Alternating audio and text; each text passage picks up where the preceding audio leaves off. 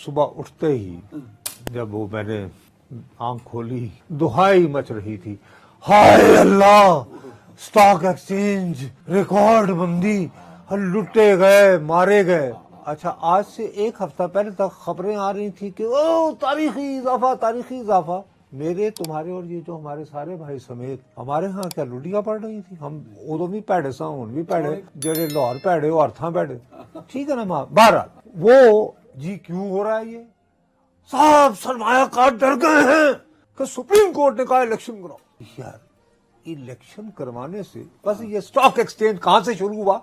नहीं, stock exchange कहां से शुरू हुआ? बर्तानिया। बर्तानिया में क्या सरमायादारी है या मार्शल लॉ है? नहीं, आप क्या नहीं, वॉल स्ट्रीट जर्नल कहां है? यानी अभी वॉल स्ट्रीट कहां है? बर्तानिया, अमेरिका, वॉल स्ट्रीट। अच्छा हाँ, ठीक है। तो वहां इलेक्शन नहीं होते? वहां स्टॉक एक्सचेंज जब तबाह होता है तो क्या वो उस दिन इलेक्शन की तारीख दी होती है? नहीं, आप शायद कंफ्यूज कर गए चीजों को। जो 8 फरवरी को पत्थर पे लकीर साबित करके सुप्रीम कोर्ट के इकदाम सामने आए थे, उसका ये इम्पैक्ट है कि इन्वेस्टर जो है वो घबरा गया है कि चोर लुटेरे दोबारा आ जाएंगे। नहीं, ये मैसेज नहीं दिया उन्होंने। क्या कहा है उन्होंने कहा अगर इलेक्शन के ऐलान से गिरावट जरूर हुई है कुछ पॉइंट्स में, क्योंकि इम्पैक्ट आया ना कि यार इलेक्शन आने वाला है। भाई मेरे, गुजारिश ये है, इंडिया में मिड मार्च में इलेक्शन होने हैं, वहां का स्टॉक एक्सचेंज क्यों नहीं बैठ रहा? जनवरी, बांग्लादेश जो तुमसे जुदा हुआ था, उसमें अगले महीने इलेक्शन है। उनकी बिजनेस, उनकी इकोनॉमी को कोई फर्क नहीं पड़ता। सिर्फ आपकी खास एक सरिश्त है, इंडिया में अपनी तरकीब में खास है। इंडिया में निगरान हुकूमत ओ भाई मेरे, किसी जमाने में बांग्लादेश में भी होती थी, अब नहीं होती। भाई मेरे, इसका कोई ताल्लुक नहीं है। और खुर्रम हुसैन साहब हमारे जो बहुत, मैंने हमेशा इक्तिसादियात के बारे में जब भी बात करता हूँ, मैं कहता हूँ ये डांस, यार बात सुनो मेरी, मैं किसी कामरान खान साहब मेरे हम असर हैं, मुझसे सीनियर भी हैं एक दो हवालों से, लेकिन मैं उनके बारे में, उनकी बात को डिस्कस नहीं करना चाहता। लेकिन एक बंदा जो इल्म मईशत को उस्ताद के तौर पर भी जानता है और उसके बारे में लिखते भी हैं, जो पढ़ाते भी हैं, जिन्होंने पढ़ा भी है और आम आदमी को समझाते भी हैं, ये इन्होंने, नाम है उनका खुर्रम हुसैन। दिसंबर 14 को उन्होंने ये आर्टिकल लिखा था। उन्होंने कहा, ए मुश्तरी होशियार बाश, मुसलमानों होशियार रहना, आजकल खबरें आ रही हैं स्टॉक एक्सचेंज बहुत बुलंद हो रहा है, तो इस झांसे में ना आना, साढ़े ते ना रहना प्लीज। ये बस उन्होंने ये नहीं लिखा, ये लिखा है, लेकिन साथ में उन्होंने ये नहीं लिखा यार उनका इंट्रो है, in case you are thinking of jumping into. यार ना करो ना, अब तुम मुझे अंग्रेजी में सिखाओगे। दो बातें करें। कामरान साहब जो एंगल दिया वो एक डिफरेंट एंगल है, खुर्रम साहब ने जो कहा है वो एक डिफरेंट बात है। आप दो बातों को मिक्स कर रहे हैं कि जनाब जुलाई में क्या हो गया था? जुलाई में हो गया था हमारी IMF के साथ फर्स्ट रैंक आ गई थी, हमारा वो माहिदा शहबाज साहब ने किया था। यार सुन लो ना, पहले बात हो गई। उसके बाद जुलाई से सितंबर तक रौनक लग गई हमारे बड़े कारोबारी इदारों की। उसकी वजह से हमारे जितने सेठ हैं, सेठ इन्होंने कितने पैसे कमाए जुलाई से सितंबर तक टैक्स वगैरह अदा करके? 418 पाकिस्तानी अरब रुपए। ये भी बहुत अमाउंट है, बहुत अमाउंट है। उसमें से 60%, 1 अरब बनता है डॉलर, 60% दो मेजर शोबों ने कमाया। एक बैंकिंग, क्योंकि बैंकों का जिसका हमने विंडफॉल टैक्स हमने कहा जिन पे लगा था विंडफॉल टैक्स, ठीक है जी। और दूसरा एनर्जी, चूंकि वो तेल की कीमतें खजा, हेलो, इससे पहले अच्छा, इन्हीं दो सेक्टर्स ने मार्केट में स्टॉक्स खरीदने शुरू करिए। यूजुअल जो सस्पेक्ट्स जो आमतौर पर स्टॉक एक्सचेंज को मैनिपुलेट करते हैं, जिनके नाम दुनिया जानती है, हम लेके क्या करेंगे? नहीं, ये आपके फैक्ट्स बिल्कुल ठीक हैं, बट आप इन फैक्टर्स को डिसएंगेज नहीं कर सकते इलेक्शन से भी।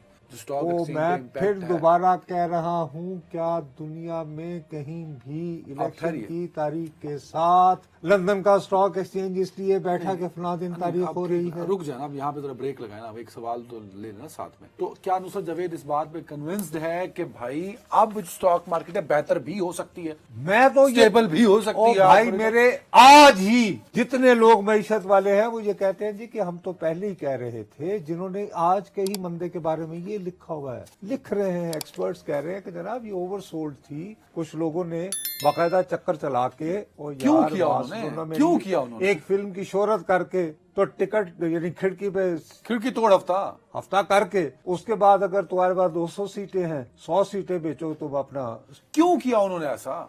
बाल कमाने के लिए। ये स्टॉक एक्सचेंज के साथ लफ्ज आता है ना, सट्टा।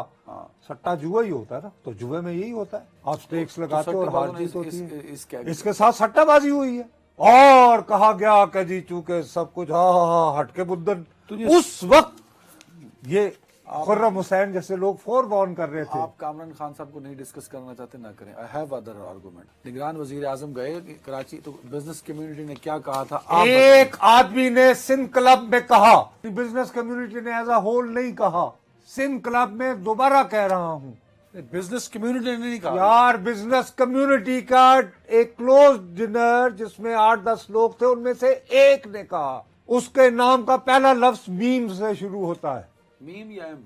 मीम, एम, दोनों में से एक, साथ में काफ भी लगता है। काफ जो है वो कैंची वाला। फिर पूरा दास दो। नहीं ना, मेरा वादा है नहीं कहना। बहरहाल वो एक अदरवाइज एक हवाले से काफ कैंची वाला। अच्छा, वैसे आप ट्विटर पे आप बता सकते हैं। एक और हवाले से जो है वो एक बड़ी मशहूर शख्सियत के बड़े भाई भी होते हैं और एक बड़े बिजनेस, इसलिए मैं उनका नाम नहीं ले रहा क्योंकि उनके छोटे भाई मेरे दोस्त। मैं भरम से मैं लेकिन आप ट्विटर पे लिख दीजिए क्या, लेकिन आई विल अनाउंस कि किसने नाम वो किया। ये एक खास एक क्लास है जो खेलती है स्टॉक एक्सचेंज के साथ जुए की तरह, और ये नहीं चाहते कि इस मुल्क में, और मैं तुम्हें कह रहा हूं जो शख्स इस मुल्क में इंतखाबात को रोकने की कोशिश कर रहा है, मैं पूरी दयानंदारी से अल्लाह को हाजिर नाजिर जान के कहता हूं वो पाकिस्तान का दुश्मन है। अब कोई नहीं है, वो अब ऐसा कोई नहीं है। अब तो है। मैं नाजरीन को भी बताना चाहता हूं, आपको भी बताना चाहता हूं, ये जो फिर सुप्रीम कोर्ट पाकिस्तान बार ने हासिल वसूल क्या किया इन एलामियों से? हासिल वसूल सर ये हुआ कि सियासी जमातें तो कंट्रोवर्शियल बनाएंगी, जाहिर है जो हारेगा वो कहेगा कि इसमें इलेक्शन की शफाफियत पे भी बात हुई। अगर यही चीफ इलेक्शन कमिश्नर रहे तो भाई ये ना रहे तो निसार दुरानी साहब एमक्यूएम वालों से पूछ लो वो उनके बारे में क्या महसूस करते हैं, फिर कहेंगे अगर वो रहे। वो तो कह चुके हैं, मैं वही तो कह रहा हूँ, बरमला प्रेस कॉन्फ्रेंस में कह चुके हैं। के मुताबिक जब इलेक्शन प्रोसेस का ऐलान हो चुका है तो इस मौका पर अगर चीफ इलेक्शन कमिश्नर दबाव में आकर इस्तीफा भी दे दे तो 4 मेंबर तो वहीं रहेंगे ना, उनमें जो सीनियर मोस्ट हैं वो निसार दुरानी, वो ऑटोमेटिकली वो चीफ इलेक्शन कमिश्नर हो जाएंगे। नंबर 2 पे आते हैं सीनियरिटी में फिर बलूचिस्तान वाले। तो जब तक इलेक्शन कमीशन में 5 में से 3 बंदे बैठे हुए हैं ना मेंबर, तो वो फंक्शनल, वो नॉन फंक्शनल नहीं हो सकता।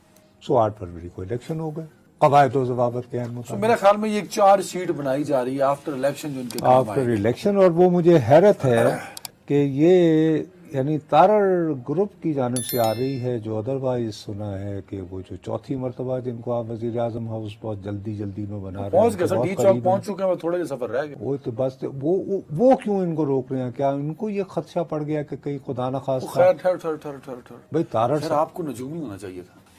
ये आपने ऐसा अदीब काफिया मिलाया है, मतलब ये एंगल तो मैंने सोचा ही नहीं था। मतलब ये जो सुप्रीम कोर्ट बार और मैंने सारी जिंदगी गुजार दी मियाँ, सब कुछ लुटा के होश में आया हुआ हूँ, मैं सियासती को कवर करता रहा हूँ। तो कहीं ऐसा तो नहीं कि तारड़ साहब को अपने तौर पर खौफ महसूस हो रहा है कि नहीं यार चौथी बार वाला काम ना हो। वैसे तो क्या आजम नजीर तारड़ साहब में इतना सा है कि वो बगैर नवाज शरीफ का एतमाद में ये काम कर दें?